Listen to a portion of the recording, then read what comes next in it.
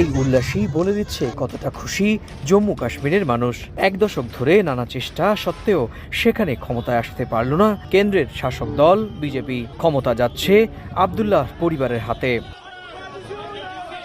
কেন্দ্রশাসিত অঞ্চলটিতে সাবেক মুখ্যমন্ত্রী ফারুক আবদুল্লাহর দল ন্যাশনাল কনফারেন্স সবচেয়ে বেশি আসনে জয় পেয়েছে। দলটির সঙ্গে জোট হিসেবে লড়েছে কংগ্রেস ও সিপিএম। পরবর্তী মুখ্যমন্ত্রী হচ্ছেন ফারুক আবদুল্লাহর ছেলে ওমর আবদুল্লাহ।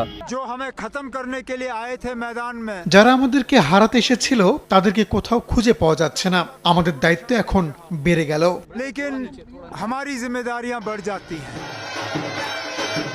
এদিকে জম্মু কাশ্মীরে হেরে গেলেও হরিয়ানা বিধানসভা নির্বাচনে টানা তৃতীয়বারের মতো ক্ষমতা ধরে রাখল বিজেপি। সব সমীক্ষা ভুল প্রমাণিত করে রাজ্যটিতে জয় পেয়েছে নরেন্দ্র মোদীর দল। আস্থা রাখায় ভোটারদের ধন্যবাদ জানিয়েছেন প্রধানমন্ত্রী নরেন্দ্র মোদী।